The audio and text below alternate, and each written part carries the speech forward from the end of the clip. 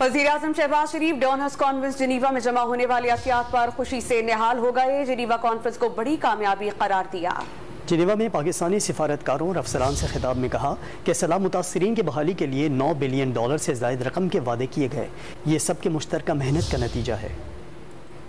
और $9 बिलियन के जो प्लेजेस आए हैं, कमिटमेंट आई है, that's I think a great victory, not in terms of cent and dollar, in terms of your sense of purpose, your honesty of purpose and your hard work, your untiring efforts, your sincerity to the people of Pakistan.